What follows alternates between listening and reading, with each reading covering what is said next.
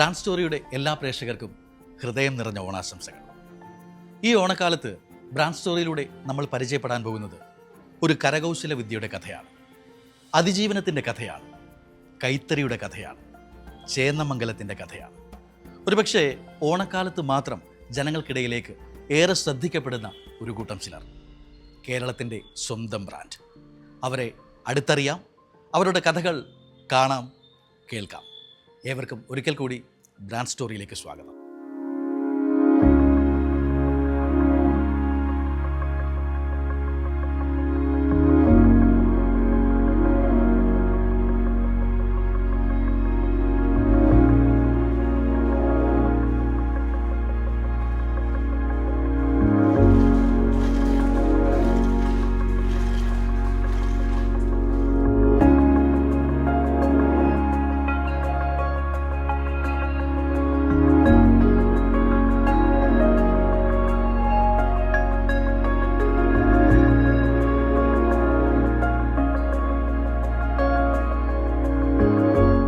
എറണാകുളം ജില്ലയിൽ പറവൂരിനടുത്ത് സ്ഥിതി ചെയ്യുന്ന ചേന്ദമംഗലം എന്ന കൈത്തറി ഗ്രാമം സംസ്ഥാനത്തിലെ തന്നെ 5 ചരിത്രപ്രധാനമായ നെയ്ത്ത് കേന്ദ്രങ്ങളിൽ ഒന്നാണ് ഇവിടം.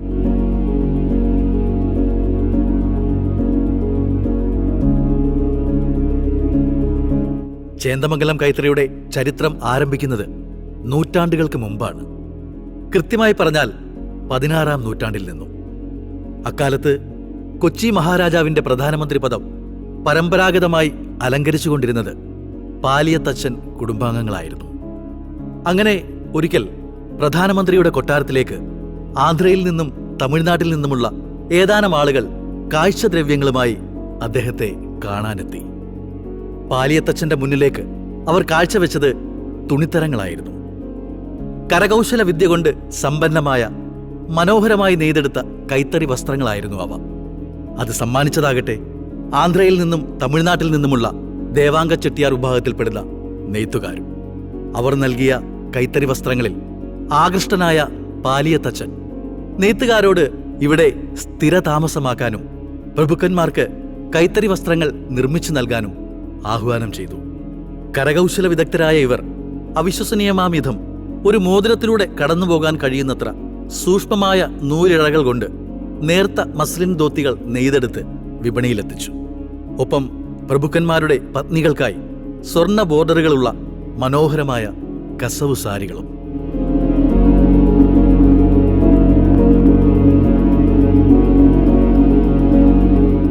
ആദ്യകാലങ്ങളിൽ ലളിതമായ സ്വർണ്ണ നിറമുള്ള ബോർഡറുകളോ മറ്റുമുള്ള ഡിസൈനിലായിരുന്നു അവർ വസ്ത്രങ്ങൾ നിർമ്മിച്ചിരുന്നത്. കാലക്രമേണ പുളിയിലക്കര, ചുട്ടിക്കര പോലെയുള്ള ജാമീതമായ ഡിസൈനുകൾ അവർ തുണിത്തരങ്ങളിൽ ഉപയോഗിക്കാൻ ആരംഭിച്ചു. അത്തരം ഡിസൈനുകളിൽ ചിലത് പാലിയം കൊട്ടാരത്തിലെ വാസ്തുവിദ്യയിൽ നിന്ന് പ്രചോദനം ഉൾക്കൊണ്ടതാണെന്നും പറയപ്പെടുന്നു. ചേന്ദമംഗലം നെയ്ത്ത് പലപ്പോഴും ബാലരാമപുരവുമായി ഉപമിക്കപ്പെടാറുണ്ട്. എന്നിരുന്നാലും ചേന്ദമംഗലം തങ്ങളുടെ തനിമ നിലനിർത്താനായി സൂക്ഷ്മമായ ശ്രമങ്ങൾ നടത്തിപ്പോന്നിരുന്നു.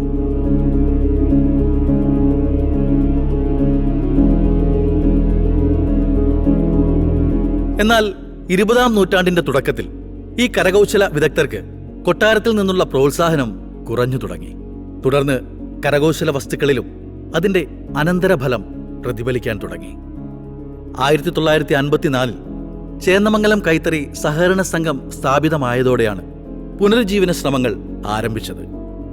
1969 കേരള സഹകരണ സൊസൈറ്റീസ് ആക്ട് ഈ പുനരുജ്ജീവന പ്രവർത്തനങ്ങളെ ശക്തിപ്പെടുത്തി.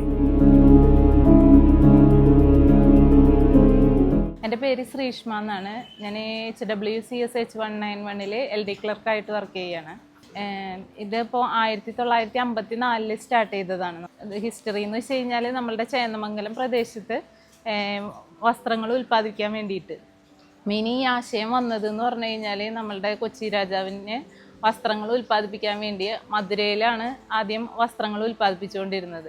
പിന്നെ എന്തുകൊണ്ട് അത് നമ്മളുടെ നാട്ടിലേക്ക് ഇംപ്ലിമെൻറ്റ് ചെയ്തുകൂടാന്നുള്ള ഇതിൻ്റെ ഭാഗമായിട്ടാണ് നമ്മളുടെ നാട്ടിലേക്ക് വരുന്നതും പാലിയത്തച്ഛൻ എന്ന് പറയുന്ന കൊച്ചി രാജാവിൻ്റെ മന്ത്രിയായിരുന്ന പാലിയത്തച്ഛൻ്റെ ഫാമിലിയിലേക്ക് വേണ്ടിയിട്ടാണ് ചേന്നമംഗലം ഭാഗത്തേക്ക് ഇത് ലൊക്കേറ്റ് ചെയ്തത്. നമ്മളുടെ ഈ ചേന്നമംഗലം കൈത്തറിയുടെ കീഴിൽ മെയിനായിട്ട് 5 യൂണിറ്റുകളാണുള്ളത്.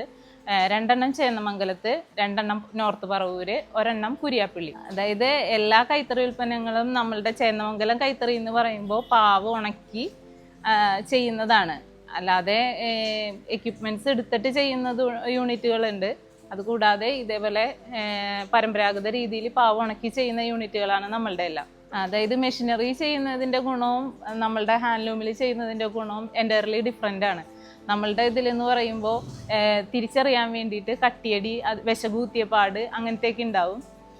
നമ്മളുടെ പ്രോഡക്റ്റിൻ്റെ ക്വാളിറ്റി എന്ന് വെച്ച് കഴിഞ്ഞാൽ വാഷ് ചെയ്ത് ഉപയോഗിക്കും തോറും ലാസ്റ്റിംഗ് പവർ കൂടുതലാണ്. അത് തന്നെയാണ് നമ്മളുടെ പ്രോഡക്റ്റ് ഇവിടെ ആളുകൾ അന്വേഷിച്ച് വരുന്നതിൻ്റെയും കാര്യം. അതായത് ഇപ്പോൾ നമ്മൾ ഇവിടെ നമുക്ക് പ്ലെയിൻ അല്ലെങ്കിൽ ചെക്ക് ഐറ്റംസ് ആണ് നമുക്ക് ഇതിൽ ഉൽപ്പാദിപ്പിക്കാൻ പറ്റും. പിന്നെ ബുട്ട വർക്കുകളൊക്കെ ചെയ്യാൻ പറ്റും, അത് ജക്കാർഡ് വെച്ചിട്ട് ചെയ്യാൻ പറ്റും. പിന്നെ ഈ ജക്കാർഡ് നെയ്യാനായിട്ട് ഒത്തിരി പേർക്ക് അറിയില്ല. ജക്കാർഡിൻ്റെ അതിന് കൂടുതൽ ട്രെയിനിങ് കിട്ടി അതൊക്കെ പഠിച്ചൊക്കെ എടുത്തു വരുമ്പോഴത്തേക്കും സമയം എടുക്കും. പിന്നെ ഇപ്പോൾ ഉള്ളവരാണെങ്കിലും അതിനോട് പഠിക്കാനൊരു താല്പര്യം. അങ്ങനെ ഖാദിയും കൈത്തറിയും വ്യത്യാസമുണ്ട്. കറക്റ്റ് വ്യത്യാസം എന്താണെന്ന് വെച്ച് കഴിഞ്ഞാൽ നമ്മളുടെ പ്രോസസ്ഡ് യാണാണ് നമ്മൾ യൂസ് ചെയ്യണത്. മറ്റേതിൽ പ്രോസസ്ഡ് അല്ലാത്ത യാണാണെന്നാണ് എനിക്ക് ഉള്ള അറിവ്. അതിനെക്കുറിച്ച് ആധികാരികമായിട്ടുള്ള അറിവ് എനിക്കില്ല. സാരി ഉണ്ട്, ഡബിൾ മുണ്ട്, ഷർട്ടിൻ്റെ മെറ്റീരിയൽ ഷർട്ടായിട്ടും ഉണ്ട്. പിന്നെ സിംഗിൾ മുണ്ടുകൾ, ഡെയിലി യൂസിൻ്റെ സിംഗിൾ മുണ്ടുകൾ. പിന്നെ വരുന്നത് ഡബിൾ മുണ്ട്, സെറ്റ് മുണ്ട്. ഷർട്ടിന് ഹാഫ് സ്ലീവിന് 900 രൂപയും ഫുൾ സ്ലീവിന് 950 രൂപയുമാണ്. സാരി ആണെന്നുണ്ടെങ്കിൽ 1450 രൂപ തുടങ്ങി 5000 വരെ ഉണ്ട്. മുണ്ടുകൾ നമുക്ക് 800 രൂപ തുടങ്ങിയിട്ട് സ്റ്റാർട്ട് ചെയ്യും, അത് 2300 രൂപ വരെ ഉണ്ട്. സിംഗിൾ മുണ്ടുകൾ 390 തുടങ്ങി സ്റ്റാർട്ട് ചെയ്യും. മെയിൻലി ഇത് മാൻ ചെയ്യുന്നത് കൊണ്ട് തന്നെ അതിൻ്റെ ഇഴകളുടെ ഇതൊക്കെ വ്യത്യാസം ഉണ്ടാവും. അവരുടെ മെൻ്റലി അവരുടെ പവർ എങ്ങനെയാണോ അതനുസരിച്ചിരിക്കും നമ്മളുടെ മുണ്ട് അല്ലെങ്കിൽ എന്ത് മെറ്റീരിയൽ ആണെങ്കിലും അത് നെയ്ത് വരുന്നത്. അതായത് ഇപ്പോൾ അവർ സന്തോഷത്തോടു കൂടി ഇരുന്ന് നെയ്യാണെന്നുണ്ടെങ്കിൽ അവർ നല്ല രീതിയിൽ നെയ്യും. അപ്പോൾ അവർക്ക് എന്തെങ്കിലും വിഷമം ഉണ്ടെന്നുണ്ടെങ്കിൽ ആ വിഷമം അവർ ആ നെയ്യുന്നതിൽ കാണാൻ പറ്റും നമുക്ക്. ഇവിടെ നെയ്യണത് കാവിമുണ്ട് നെയ്യണുണ്ട്, തോർത്ത് നെയ്യണുണ്ട്, ഈ യൂണിഫോം നെയ്യണുണ്ട്, സ്കൂൾ പിള്ളേക്കുള്ള യൂണിഫോം നെയ്യണുണ്ട്, പിന്നെ ഷർട്ടിൻ്റെ തുണി നെയ്യണുണ്ട്, സാരി നെയ്യണുണ്ട്, പിന്നെ സെറ്റ് മുണ്ട് നെയ്യണുണ്ട്. രാവിലെ നമുക്ക് 9 മണി തുടങ്ങിയിട്ട് വൈകിട്ട് 5 മണി വരെയാണ് ഫാക്ടറിയുടെ വർക്കിംഗ് ടൈം എന്ന് പറയുന്നത്. അപ്പോൾ ആ സമയത്ത് ഇപ്പോൾ 5 മീറ്റർ നെയ്യുന്നവരുണ്ട്, അതിൽ കുറവ് നെയ്യുന്നവരുണ്ട്, ചിലരെ 5-ൽ കൂടുതൽ നെയ്യും. ഔട്ട്ലെറ്റിൻ്റെ പ്രവർത്തനം രാവിലെ 10 മണി തുടങ്ങിയിട്ട് വൈകിട്ട് 6 വരെ. 2018 ഓഗസ്റ്റിലെ വിനാശകരമായ വെള്ളപ്പൊക്കം ചേന്നമംഗലത്ത് നെയ്ത്തുകാരെ വളരെയധികം ബാധിച്ചു. ഓണം ഉത്സവത്തിന് തൊട്ടുമുമ്പുള്ള ഈ ദുരന്തം അവരുടെ തറികളുടെയും നൂലുകളുടെയും വസ്ത്രങ്ങളുടെയും ശേഖരത്തെ നശിപ്പിച്ചു. പ്രളയ സമയത്ത് എന്ന് വെച്ച് കഴിഞ്ഞാൽ നമ്മളുടെ ഈ ഫാക്ടറിയും അതേപോലെ സെയിൽസ് ഔട്ട്ലെറ്റുകളും എല്ലാം ചെളി മൂടി കിടക്കുന്ന ഒരവസ്ഥയിലായിരുന്നു. കാരണം ഈ ചേന്നമംഗലം ഭാഗത്താണ് ഏറ്റവും കൂടുതൽ പ്രളയം ബാധിച്ചത്. ആ സമയത്ത് എന്ന് വെച്ച് കഴിഞ്ഞാൽ നമ്മൾ ഈ ഔട്ട്ലെറ്റ് ഇതൊക്കെ തുറക്കുമ്പോൾ ആകെ ചെളിയായിരുന്നു. നമ്മളുടെ ലൂമിലും കുറേ മെറ്റീരിയൽസ് ഉണ്ടായിരുന്നു, അതേപോലെ തന്നെ ഔട്ട്ലെറ്റിലും ഉണ്ടായിരുന്നു. എന്നാൽ ചേന്നമംഗലം കൈത്തറി എന്ന ചരിത്രപ്രധാനമായ കരകൗശല വിദ്യയെ നെഞ്ചിലേറ്റിയ ഡിസൈനർമാരും സന്നദ്ധ പ്രവർത്തകരും സംഘടനകളും സഹായത്തിനായി അക്ഷരാർത്ഥത്തിൽ അണിനിരന്നു. അതെല്ലാം ചെളി പിടിച്ച് കിടന്നിട്ട് എന്ത് ചെയ്യണം എന്ന് അറിയാത്തൊരവസ്ഥയിൽ നിൽക്കുമ്പോഴാണ് 2 ഡിസൈനേഴ്സ് വരുന്നതും. ലോകമെമ്പാടുമുള്ള ആളുകൾ നമ്മളുടെ CNN വരെ നമ്മളുടെ ഇത് കവർ ചെയ്തു. ആ സമയത്ത് നമുക്ക് ഒരു പ്രതീക്ഷയായിട്ട് വന്നത് 2 ഡിസൈനേഴ്സാണ്, ലക്ഷ്മി മേനോൻ എന്ന് പറഞ്ഞിട്ടും പിന്നെ ഗോപിനാഥ് പാറയിൽ എന്ന് പറഞ്ഞിട്ട്. പ്രളയത്തിനൊക്കെ 2016 അന്ന് നമ്മൾക്ക് ആഗസ്റ്റ് 15 ആഗസ്റ്റ് 18 15 ഇവിടെ അവധിയായിരുന്നു. അപ്പം നമ്മ അങ്ങനെ വരുന്നുള്ള പ്രതീക്ഷയൊന്നുമില്ലല്ലോ. അപ്പം എല്ലാവരും സാധാരണ നെയ്ത്ത് നിർത്തി പോയ പോലെ പോയിട്ട് ഇവിടെ എല്ലാവരും എടുത്തു വെക്കാണ്ടൊക്കെ താഴേക്ക്. ഇപ്പം ഞങ്ങളൊരു വെള്ളം 2 മഴ കൂടുതൽ പെയ്ത് മുറ്റത്തൊരു വെള്ളം വരുമ്പോൾ ഞങ്ങൾ ഒരുവിധമൊക്കെ എടുത്ത് മുകളിൽ കയറ്റി വെക്കുന്നുണ്ട്. അന്ന് പിന്നെ ഞങ്ങൾക്ക് ഓണം സംബന്ധിച്ചായതുകൊണ്ട് ചരക്കുകൾ മുഴുവൻ ഗോഡൗണിൽ നിന്ന് താഴെ കൊണ്ട് വെച്ചാക്കിയായിരുന്നു. എല്ലാ ചരക്കുകളും മുകളിൽ ഗോഡൗണാണ്. അവിടെ നിന്ന് പക്ഷേ ഈ ഓണം പ്രമാണിച്ച് റിബേറ്റ് തുടങ്ങിയ കാരണം കൊണ്ട് എല്ലാവരും താഴെ കൊണ്ട് വെച്ച്. അപ്പം എല്ലാവരും നമുക്കൊരു തുണി പോലും ഇല്ലാണ്ട് 32 ലക്ഷം രൂപയുടെ തുണികളുണ്ടായിരുന്നു, അത് മുഴുവനും പോയി നമുക്ക്. അപ്പം ഞങ്ങൾക്ക് സഹായിക്കാനായിട്ട് ചേക്കുട്ടിപ്പാവാന്നും പറഞ്ഞിട്ട് അത് ഈ സൊസൈറ്റിയിലാണ് ഉണ്ടാക്കിയത്. അവർ വന്നിട്ട് നമ്മളോട് ഈ ആകെ ചെള്ളയിലൊക്കെ പൊതിഞ്ഞ് ഈ തുണികളൊക്കെ കെടുക്കണമായിരുന്നു. അപ്പോൾ അവർ ചോദിക്കും ഇതെന്തെന്നാ ചെയ്യാൻ പറ്റണതെന്ന് വെച്ചപ്പോൾ അവർ പറഞ്ഞു ഞങ്ങളൊന്ന് ആലോചിക്കട്ടെ എന്ന് പറഞ്ഞ് പോയിട്ട് പിന്നെ വന്നുകൊണ്ട് അവർ പറഞ്ഞു നമുക്ക് ഇതിൽ നിന്ന് ഒരു സാരിയിൽ നിന്നൊക്കെ നമുക്ക് എത്രയോ പരമാവധി ഉണ്ടാക്കാൻ പറ്റാവുന്ന അത്രയും ചേക്കുട്ടികൾ ഉണ്ടാക്കാമെന്ന് പറഞ്ഞിട്ട് അവർ നമുക്ക് ഞങ്ങൾക്ക് നഷ്ടപ്പെട്ട അത്രയും തുണികൾ തന്നെ അവർ ചേക്കുട്ടിപ്പാവ രൂപത്തിൽ ഉണ്ടാക്കിയിട്ട് ഞങ്ങൾക്ക് ആ പൈസ തന്നെ കിട്ടി. അതുകൊണ്ട് ഞങ്ങൾ ഇപ്പോഴും നിലനിന്ന് പോകുന്നു. ഞങ്ങൾക്ക് ശരിക്കും ഇത്രയും വരെ വെള്ളമാണ് കയറിയത്. ഈ പാവുകളും ഈ തുണികളെ ഉൽപ്പാദിപ്പിച്ച തുണികളെല്ലാം ചെള്ളയിൽ പൊതിഞ്ഞു പോയി. അതിൽ നിന്ന് ഒന്നുപോലും എടുക്കാൻ പറ്റണ്ടായിരുന്നില്ല. ഈ സ്റ്റാൻഡുകൾ മാത്രമാണ് ഞങ്ങൾക്ക് ഇതിൽ കിട്ടിയിട്ടുള്ളൂ ആ വെള്ളത്തിൽ. ബാക്കിയൊക്കെ നമ്മൾ ഓരോരുത്തർ സഹായിച്ചിട്ടാണ് ഒന്നേന്ന് തുടങ്ങി രണ്ടാമത് ആയത്. രണ്ടുപേരും കൂടി നമ്മുടെ ഈ മെറ്റീരിയൽ നമ്മളോട് 2 ദിവസത്തേക്കൊന്നും ചെയ്യാതെ ഇടാൻ പറഞ്ഞു. അങ്ങനെ അതിന് ശേഷം അവർ വീണ്ടും വന്ന് നമ്മളുടെ മെറ്റീരിയലുകൾ എടുത്തിട്ട് അവർ വാഷ് ചെയ്തത് ചേക്കുട്ടി പാവയാക്കി അങ്ങനെ വിറ്റു. പെട്ടെന്ന് കാണുന്ന സമയത്ത് ആർക്കും അത് പെട്ടെന്നൊരു അവസ്ഥയിലേക്ക് റിക്കവർ ചെയ്ത് എടുക്കാൻ പറ്റും എന്നുള്ളൊരു തോന്നലില്ല. പക്ഷേ ആ സമയത്താണ് നമുക്ക് സഹായഹസ്തമായിട്ട് അവർ വന്നതും അവർ ഈ ചേക്കുട്ടി ഡോള് സെയിൽ ചെയ്തിട്ട് നമുക്ക് ഏകദേശം ഒരു 32 ലക്ഷം രൂപയോളം നമുക്ക് കിട്ടി. അതിൽ നിന്നാണ് നമ്മൾ പിന്നെ പിടിച്ചു കയറിയത്.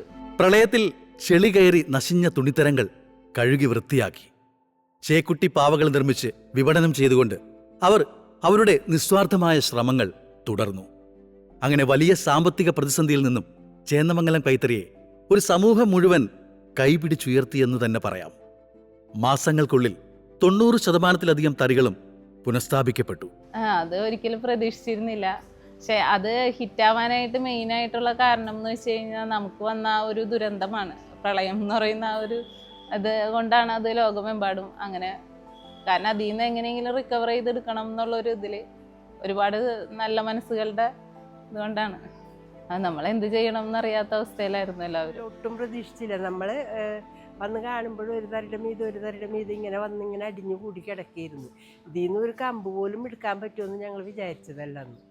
എന്നിട്ട് അതിൽ നിന്ന് കുറേ ആളുകൾ ഞങ്ങളെ സഹായിച്ചിട്ട് തന്നെയാണ് ഇവിടം വരെ എത്തിയത്. ഞങ്ങളപ്പം തന്നെ പറഞ്ഞു സാറെന്തെന്നാണ് ഈ പറയണത് ഇത്രയും ചെള്ളിയിൽ ഇങ്ങനെ എന്ന് വെച്ചാൽ നമ്മ ഇങ്ങനെ എടുക്കുമ്പോൾ ഈ തുണികളിങ്ങനെ അട്ടിട്ട് താഴെ പോവായിരുന്നു. എല്ലാം പുതിയതാണെങ്കിലും 4-5 ദിവസം ഈ വെള്ളത്തിൽ ഇങ്ങനെ കിടക്കണമായിരുന്നില്ലേ. അപ്പം ഇത് നമുക്ക് കൈയും കൊണ്ട് വരെ അപ്പം ഞങ്ങളെ കൊണ്ട് ഉണ്ടാക്കിക്കാന്ന് പറഞ്ഞപ്പോൾ അവർ പറഞ്ഞു നിങ്ങൾ ഉണ്ടാക്കി കഴിഞ്ഞാൽ ഇത് കഴുകിയൊക്കെ ഒന്ന് കൊടുക്കണമല്ലോ, ആകെ ഇതായിട്ട് എടുക്കിയിരുന്നു. അപ്പം നിങ്ങളിതൊന്ന് കഴുകി ഉണക്കിയിട്ട് ഞങ്ങൾക്ക് തന്നാൽ മതി, ഞങ്ങൾ കോളേജുകൾ സ്കൂളുകൾ അങ്ങനെയുള്ള സ്ഥലങ്ങളിൽ കൊണ്ടുപോയിട്ട് ചെയ്തോളാമെന്നും പറഞ്ഞുകൊണ്ട് അവരപ്പം ഞങ്ങൾക്കും പ്രളയത്തിൻ്റെ ഞങ്ങളുടെ വീടുകളും ഇവിടെ ഉള്ള എല്ലാവരുടെ വീടുകളും മുങ്ങിക്കെടുക്കുന്നു. അപ്പം ഞങ്ങൾക്ക് ഞങ്ങളുടെ വീടുകളിലെ എല്ലാ സാധനങ്ങളും ശരിയാക്കണം. കാലത്ത് 10 മണിയാകുമ്പോൾ ഇവിടെ വന്നിട്ട് ഇവിടുത്തെ സാധനങ്ങൾ മുഴുവൻ ഞങ്ങൾ അലക്കി കൊടുക്കണം. നല്ലോണം ഞങ്ങൾ ഒരു 3-4 മാസം ശരിക്കും കഷ്ടപ്പെട്ടിട്ട് തന്നെയാണ് ഈ ഉയർത്തെഴുന്നേൽപ്പ് ഞങ്ങൾക്ക് ഉണ്ടായാക്കണത്. ഇപ്പോൾ ഓഗസ്റ്റ് 15-ാം തീയതിയാണ് വെള്ളം കയറി തുടങ്ങിയത്. ഞങ്ങൾ 17-ാം തീയതി വരെ വീട്ടിൽ താമസിച്ചു. 17-ാം തീയതി രാവിലെയാണ് ഞങ്ങൾ നോക്കുമ്പോൾ വീടിൻ്റെ പരിസരത്ത് ഇതേപോലെ മുകളിലിരുന്ന ആളുകളെല്ലാവരും പോകാൻ റെഡിയാവുന്നത്. അങ്ങനെയാണ് ഞങ്ങളും പോകാനായിട്ട് റെഡിയായത്. അപ്പോൾ ആ സമയത്ത് ഹെലികോപ്റ്റർ വന്ന് എയർലിഫ്റ്റ് ചെയ്യുകയാണ് ചെയ്തത്. ഞങ്ങൾ 7 വീട്ടുകാരുണ്ടായിരുന്നു. ഒരു 102 വയസ്സായ ഒരു അമ്മൂമ്മയും ഉണ്ടായിരുന്നു ഞങ്ങളുടെ കൂടെ. പിന്നെ ഞങ്ങൾ നേവൽ ബേസിലായിരുന്നു. അത് കഴിഞ്ഞ് ഓഗസ്റ്റ് 20-ാം തീയതി ഞങ്ങൾ തിരിച്ച് വീട്ടിലേക്ക് വന്നു. വീട്ടിലേക്ക് വരുന്ന സമയത്ത് ആകെ ചെളിയൊക്കെ പിടിച്ച് കിടക്കുമായിരുന്നു വീട്. പിന്നെ നമ്മൾ ക്ലീൻ ചെയ്തെടുത്തു. അത് നമുക്ക് ഒരുപാട് സാധനങ്ങൾ നമ്മൾ മുകളിലേക്ക് വെള്ളം കയറി തുടങ്ങിയപ്പോൾ തന്നെ മുകളിലേക്ക് എല്ലാം മാറ്റിയായിരുന്നു. അതുകൊണ്ട് നമുക്ക് അധികം സാധനങ്ങളൊന്നും നമ്മളുടെ നശിച്ചു പോയില്ലായിരുന്നു. അങ്ങനെ നമുക്കങ്ങനെ മാറ്റാനുള്ള സാഹചര്യം ഉണ്ടായതുകൊണ്ട് നമുക്കങ്ങനെ മാറ്റാൻ പറ്റി. പക്ഷെ ആ ഒരു സാഹചര്യം ഇല്ലാത്ത ആളുകളുടെ ഒരുപാട് ലക്ഷങ്ങൾ നഷ്ടം വന്ന ആളുകളുണ്ട്. നമുക്കങ്ങനെ അധികം ഒന്നും നഷ്ടം വന്നില്ല. പക്ഷെ ഒരുപാട് തുക നഷ്ടം വന്ന ആളുകളുണ്ട്. കാരണം ഗ്രൗണ്ട് ഫ്ലോർ മാത്രമുള്ള ആളുകൾ എല്ലാം ഇട്ടിട്ടാണ് അവർ പോയത്. കോവിഡ് സമയത്ത് നമുക്ക് ഒരു 1-1.5 മാസത്തോളം നമ്മൾ ഇവിടെ പൂട്ടിയിടേണ്ട ഒരവസ്ഥയായിരുന്നു. അതിനുശേഷം പിന്നെ നമുക്ക് പ്രൊഡക്ഷൻ വലിയ രീതിയിൽ അങ്ങോട്ട് പുരോഗമിക്കാൻ പറ്റിയില്ല. അതുപോലെ തന്നെ ആ ഒരു പ്രൊഡക്ഷൻ്റെ തന്നെ നമുക്ക് സെയിൽസിലും കാണാൻ പറ്റി വലിയ കുറവ്. പിന്നെ ഇപ്പോൾ അതൊക്കെ ഒന്ന് അതിജീവിച്ച് വരുന്നുണ്ട് നമ്മൾ. കോവിഡ് വന്നല്ല, അത് അടച്ച് എത്ര ദിവസം ഇവിടെ അടച്ചിട്ട് പിന്നെ ഞങ്ങൾക്ക് അധികം ദിവസം അടച്ചില്ല. എന്ന് വെച്ചാൽ ഞങ്ങൾ ആദ്യം പരസ്പരം അധികം ബന്ധമില്ലാണ്ട് നീങ്ങിയൊക്കെ ഇരിക്കുകയല്ലേ. അതുകൊണ്ട് അത്രയും അധികം ദിവസമൊന്നും ഞങ്ങൾക്ക് അടച്ചിട്ടില്ല. സ്കൂൾ യൂണിഫോമുകൾ ഉൾപ്പെടെയുള്ള ഓർഡറുകൾ ലഭിച്ചതോടെ നെയ്ത്ത് പ്രവർത്തനം പുനരുജ്ജീവിപ്പിക്കപ്പെട്ടു. നമ്മളിവിടെ മെയിനായിട്ട് ഉൽപ്പാദിപ്പിക്കുന്നത് ഡബിൾ മുണ്ട്, സെറ്റ് മുണ്ട്, ഷർട്ടിൻ്റെ മെറ്റീരിയൽ, പിന്നെ സാരി, അങ്ങനത്തെയൊക്കെയാണ് ഉൽപ്പാദിപ്പിക്കുന്നത്. പിന്നെ ഗവൺമെന്റിന്റെ ഒരു പ്രൊജക്റ്റ് നമുക്ക് റണ്ണിങ് ഉണ്ട്, സ്കൂൾ യൂണിഫോം പ്രൊജക്റ്റ്. ചേന്ദമംഗലത്ത് ഇന്ന് പ്രവർത്തിക്കുന്ന കൈത്തറി തൊഴിലാളികളിൽ ഏകദേശം 70% 60 വയസ്സിന് മുകളിലുള്ളവരാണ്. സാംസ്കാരിക മൂല്യം ഉണ്ടായിരുന്നിട്ടും മുന്നോട്ടു പോകാനാവാത്ത വിധം കൈത്തറി മേഖല നേരിടുന്ന ഏറ്റവും വലിയ വെല്ലുവിളിയും ഇതുതന്നെയാണ്. പണ്ട് എന്ന് വെച്ച് കഴിഞ്ഞാൽ ഈ ഭാഗത്ത് കൈത്തറി തൊഴിലാളികൾ ഇല്ലാത്ത വീട് ഇല്ല എന്ന് തന്നെ പറയാം. ഇപ്പോൾ എന്ന് വെച്ച് കഴിഞ്ഞാൽ കൈത്തറി തൊഴിലാളികളുള്ള വീട് വിരലിൽ എണ്ണാവുന്നത്രയായി ചുരുങ്ങി. മെയിനായിട്ടുള്ള കാര്യം എന്ന് പറയുന്നത് ഇതിൽ വേജസ് കുറവാണ്. അപ്പോൾ ആളുകൾ ഈ മേഖലയിലേക്ക് വരില്ല. യങ്സ്റ്റേഴ്സ് ആരും കടന്നു വരില്ല ഈ മേഖലയിലേക്ക്. മുമ്പ് നമുക്ക് 500ഓളം നെയ്ത്തുകാരൊക്കെ ഉണ്ടായിരുന്നു. ഇപ്പോൾ അത് 50 ആയിട്ട് ചുരുങ്ങി. നമ്മളൊരു കൈത്തൊഴിൽ പഠിക്കാനായിട്ട് ഇവിടെ വന്ന് അത് പഠിച്ചിട്ട് ഇവിടെ തന്നെ നമ്മൾ വർക്ക് ചെയ്തുകൊണ്ടിരിക്കുകയാണ്. പണ്ടൊക്കെ 10ാം ക്ലാസ് കഴിഞ്ഞാൽ നമ്മൾ ഒന്നിന് ടൈപ്പ് പഠിക്കാം, അല്ലെങ്കിൽ നെയ്ത്ത് പഠിക്കാം. ഇവിടെയൊക്കെ അങ്ങനെയായിരുന്നു. അപ്പം അങ്ങനെ പഠിച്ചതാണ്. അന്ന് ഇവിടെ ഒരു 10-50 പേരൊക്കെ ഉണ്ടായിരുന്നു. അന്ന് നമുക്ക് ഇതേമാതിരി നെയ്യാൻ തറികളൊന്നും ഉണ്ടാവില്ല. ആരെങ്കിലും ഒന്ന് തറിയുമെന്ന് ഇറങ്ങുമ്പോഴും ഓടിച്ചെന്നിട്ട് ഞങ്ങളത് പഠിച്ചെടുക്കുകയാണ് ചെയ്യണം. അല്ലാണ്ട് ആരും നമ്മളെ പഠിപ്പിച്ചൊന്നും തരില്ല. അവരുടെ കുറേ വഴക്കൊക്കെ കേൾക്കും. നമ്മൾ ആദ്യമായിട്ട് ചെയ്യുമ്പോൾ എന്തായാലും ഇതിൻ്റെ ഇടയൊക്കെ പോകും. അപ്പം അവരുടെ ചീത്തയൊക്കെ കേട്ടിട്ട് തന്നെയാണ് പഠിച്ചിരുന്നത്. ഇപ്പം നമ്മളിത് പഠിപ്പിക്കാൻ ട്രെയിനിങ് വരെയും കൊടുത്തിട്ട് ആരും ഇതിലേക്ക് വന്നില്ല. കൂലി കുറവ്, നമ്മൾ അധ്വാനം കൂടുതലാണ്. രാവിലെ തുടങ്ങി വൈകിട്ട് വരെ നിന്നതിന് എങ്ങനെ ഒരു 200 രൂപ കൂടുതൽ നമുക്ക് കിട്ടൂല. ഇപ്പം എന്ന് പറഞ്ഞു കഴിഞ്ഞാൽ പിള്ളേർ പഠിപ്പൊക്കെ കഴിഞ്ഞ് കഴിഞ്ഞാൽ കടകളിലൊക്കെ പോയി നിന്ന് കഴിഞ്ഞാൽ ശമ്പളമുണ്ട്. പക്ഷേ രാവിലെ തുടങ്ങി 7-7:30 വരെ അവരവിടെ പണിയെടുക്കണം എന്നുള്ളതല്ല നോക്കണത്. ഇത്രയൊക്കെ തന്നെ പൈസയൊക്കെ അവർക്കും കിട്ടണുണ്ടാവുള്ളൂ. എന്നാലും ഇത് കാണുമ്പോൾ എല്ലാവർക്കും ഒരു പേടി പോലെയാണ്. ചെയ്യുമ്പോഴിങ്ങനെ ഭയങ്കര പാടാണെന്നുള്ള ഒരു ഇതുകൊണ്ട് ആരും പറഞ്ഞില്ല. അതായത് വേജസ് കുറവാണ് മെയിനായിട്ട്. പിന്നെ ഇപ്പോൾ അല്ലാത്ത തൊഴിലുകൾ അന്വേഷിച്ച് പോവുകയാണ്. കായികാധ്വാനം വേണം. കാരണം കൈയും കാലും അതേപോലെ മനസ്സും ഒക്കെ ഒരേപോലെ വർക്ക് ചെയ്യണം അവരുടെ. ഏത് മേഖലയിൽ പ്രവർത്തിക്കുന്ന തൊഴിലാളികൾക്കും ഇന്ന് ദിവസവേതനമായി 900 മുതൽ 1200 വരെ ലഭിക്കുമ്പോൾ കൈത്തറി തൊഴിലാളികൾക്കാകട്ടെ അത് പ്രതിദിനം 250 മുതൽ 300 രൂപ വരെ മാത്രമാണ്. കൂടാതെ സങ്കീർണമായ പുളിയിലക്കര, ചുട്ടിക്കര പോലെയുള്ള ഡിസൈനുകൾ നെയ്യാനുള്ള പ്രാവീണ്യം ചില മുതിർന്ന കരകൗശല വിദഗ്ധരിൽ മാത്രമായി ചുരുങ്ങിപ്പോയിരിക്കുകയും ചെയ്തിരിക്കുന്നു. അവധി നമ്മൾക്ക് ഒരു വർഷത്തിൽ 11 അവധിയാണ് ഉള്ളത്. എല്ലാ അവധിയും കിട്ടൂല ഗവൺമെൻറ്റിൻ്റെ. പിന്നെ നമ്മളുടെ ശാരീരിക ബുദ്ധിമുട്ടുകൾ എല്ലാവർക്കും ഉള്ള കാരണം ഇപ്പം തന്നെ ഉണ്ടല്ലോ എല്ലാ തറികളൊക്കെ ഇവിടെ ഒഴിഞ്ഞെടുക്കുന്നുണ്ട്. അതൊക്കെ ഓരോരുത്തർക്ക് വയ്യാഞ്ഞിട്ട് തന്നെയാണ് വരാത്തത്. പിന്നെ 73, 77, 6 വയസ്സ് വരെയുള്ളവരും ഇതിൻ്റെ അകത്ത് ഇപ്പോഴും പണിയെടുത്തുകൊണ്ടിരിക്കുന്നുണ്ട്. അപ്പം അവർക്ക് അതിൻ്റെതായ ബുദ്ധിമുട്ടുകളൊക്കെ ഉണ്ടാവുമല്ലോ. അപ്പം അങ്ങനെയൊക്കെ വരാതിരിക്കും. എന്നിരുന്നാലും സംസ്ഥാന സർക്കാരിൻ്റെ സബ്സിഡികൾ പോലെയുള്ള കൈത്താങ്ങിലൂടെ കൈത്തറി വ്യവസായം പുതിയ പ്രതീക്ഷകളോടെ ഓരോ ദിവസവും ഉണരുകയാണ്. അത് നമുക്ക് ഇപ്പോൾ സെൻട്രൽ ഗവൺമെൻറ്റിൻ്റെ നിഫ്റ്റ് അങ്ങനെയുള്ള ഇത്, പിന്നെ വീവേഴ്സ് സർവീസ് സൊസൈറ്റി അങ്ങനെയൊക്കെ നമുക്ക് ട്രെയിനിങ്ങുകൾ പ്രൊവൈഡ് ചെയ്യും.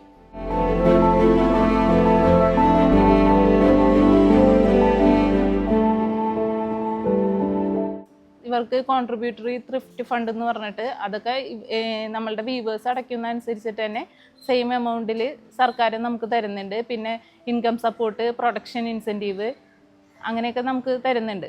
ഇപ്പോൾ എന്ന് വെച്ച് കഴിഞ്ഞാൽ നമുക്ക് ഒട്ടും മുന്നോട്ട് പോകാൻ പറ്റാത്തൊരു സ്ഥിതിയാണ്. എന്താണെന്ന് വെച്ച് കഴിഞ്ഞാൽ നമ്മളുടെ എക്സ്പെൻസ് കൂടുന്നതനുസരിച്ചിട്ട് നമ്മളുടെ സാധനങ്ങൾക്കും വില കൂടുതലാണ്.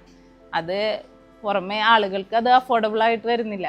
ഭാവി എന്തായിരിക്കും എന്ന് ചോദിച്ചു കഴിഞ്ഞാൽ നമുക്കിത് മുന്നോട്ട് കൊണ്ടുപോകാമെന്ന് വെച്ച് കഴിഞ്ഞാൽ ഇപ്പോൾ പവർ ലൂം ഒത്തിരി വരികയാണല്ലോ. അപ്പോൾ പവർ ലൂമിൻ്റെ ഇതുകൊണ്ട് നമ്മളുടെ ഇത് ഡിമ്മായി പോവുകയാണ്.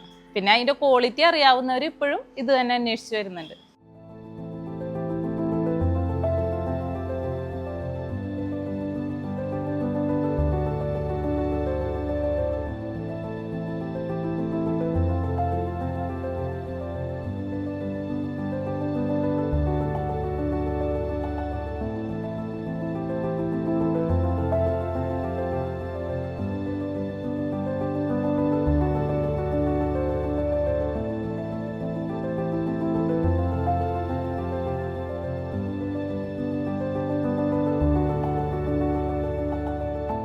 കൈത്തറിക്ക് എന്ന് വെച്ച് കഴിഞ്ഞാൽ എല്ലാവരും കൈത്തറി വാങ്ങി ഉപയോഗിക്കണം എന്നുള്ളതാണ്.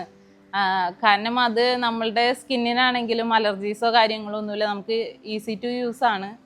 അതുകൊണ്ട് കൈത്തറി എല്ലാവരും വാങ്ങി ഉപയോഗിക്കണം. ഇപ്പം നമ്മൾ ഗവൺമെൻറ് ജീവനക്കാരെ ആഴ്ചയിൽ ഒരു ദിവസം കൈത്തറി ഉപയോഗിക്കണം എന്ന് സർക്കാർ കൊണ്ടുവന്നായിരുന്നു. പക്ഷേ അതാ കൊണ്ടുവന്ന സമയത്ത് ഒന്ന് കൂടി വന്ന ഒരു വർഷം അങ്ങനെ ഉപയോഗിച്ചിട്ടുണ്ടാവും. അതിനുശേഷം പിന്നെ ആരും അതങ്ങനെ ഉപയോഗിച്ചിട്ടുണ്ടാവില്ല, സ്റ്റോപ്പ് ചെയ്തിട്ടുണ്ടാവും. കൈത്തറിയെ രക്ഷിക്കാനായിട്ട് മെയിനായിട്ട് എല്ലാവരും കൈത്തറി വാങ്ങി ഒരു വീട്ടിൽ ഒരു കൈത്തറിയെങ്കിലും വാങ്ങുകയാണെന്നുണ്ടെങ്കിൽ നമുക്ക് അത്യാവശ്യം നിലനിന്ന് പോകാൻ പറ്റും. പൂട്ടിപ്പോകുന്നുള്ള ആശങ്കയുമുണ്ട്. കാരണം ഇപ്പം എല്ലാവരും പവർലൂമിലേക്ക് മാറിയില്ലേ, ഹാൻഡ്ലൂം മാത്രമല്ല എല്ലാവരും മെഷീനറിയിലേക്ക് മാറി. അതായത് കൈത്തറി പരമ്പരാഗതമായിട്ടുള്ള കൈത്തറി നിലനിന്ന് പോകേണ്ടത് നാടിൻ്റെയും കൂടി ആവശ്യമാണ്. അപ്പോൾ എല്ലാവരും കൈത്തറിയിലേക്ക് മടങ്ങി വരാനാണ് എനിക്ക് പറയാനുള്ളത്. ഓൺലൈനിൽ നമ്മൾ ഡയറക്റ്റ് ഓൺലൈൻ ചെയ്യുന്നില്ല, അല്ലാതെ അഗ്രോനേച്ചർ എന്ന് പറയുന്ന നബാർഡിൻ്റെ കീഴിലെ അഗ്രോനേച്ചർ എന്ന് പറഞ്ഞിട്ടൊരു കമ്പനി എല്ലാ സൊസൈറ്റികളെയും കൂടി കോർഡിനേറ്റ് ചെയ്തിട്ട് കൂപ്പിലൂം എന്ന് പറഞ്ഞിട്ടൊരു സൈറ്റ് ഉണ്ട്, അതിൽ ചെയ്യുന്നുണ്ട്. പക്ഷെ അതുവഴി നമുക്ക് സെയിൽസ് കുറവാണ്. ഒരു ഇയറിൽ 1 പീസൊക്കെ പോയാലേ ഉള്ളൂ. അങ്ങനെയാണ്. കാരണം അവർക്ക് എക്സ്ട്രാ കോസ്റ്റ് വരികയാണല്ലോ. അപ്പോൾ നമ്മളുടെ ഇതിലും കോസ്റ്റ് കൂടുതലായിരിക്കും. നമ്മൾ ഡയറക്റ്റ് നമ്മളുടെ ഫാക്ടറി സെയിലും അതും തമ്മിൽ വ്യത്യാസമുണ്ട്.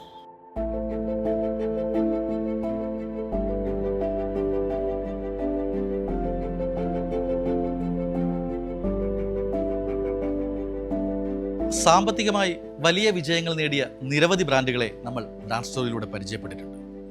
എന്നാൽ ഇന്ന് നമ്മൾ കണ്ടതും കേട്ടതും അതിജീവനത്തിൻ്റെ കഥയാണ്. ജീവിതത്തിൻ്റെ ഊടും പാവും നെയ്യുന്ന സൂക്ഷ്മതയോടെ തങ്ങളുടെ ജോലിയിൽ വ്യാപൃതരായിരിക്കുന്ന ഒരു കൂട്ടം ചിലർ. എന്നാൽ നൂറ്റാണ്ടുകൾ പഴക്കമുള്ള കേരളത്തിൻ്റെ സ്വന്തം ബ്രാൻഡായ ഈ കൈത്തറി നിലനിൽക്കണമെങ്കിൽ നമ്മുടെ പൂർണ്ണ പിന്തുണ വേണം. നമ്മൾ ധരിക്കുന്ന വസ്ത്രങ്ങളിൽ ഒരു കൈത്തറി ഉൽപ്പന്നമെങ്കിലും ഉൾപ്പെടുത്തിക്കൊണ്ട് നമുക്കും ഇവർക്കൊരു കൈത്താങ്ങാവാം. ഒരിക്കൽ കൂടി എല്ലാവർക്കും ഹൃദയം നിറഞ്ഞ ഓണാശംസകൾ നേർന്നുകൊണ്ട് ബ്രാൻഡ് സ്റ്റോറിയുടെ കഥ ഇന്നിവിടെ അവസാനിപ്പിക്കുകയാണ്. നമുക്ക് വീണ്ടും കാണാം മറ്റൊരു ബ്രാൻഡിൻ്റെ കഥയുമായി മറ്റൊരു എപ്പിസോഡിൽ.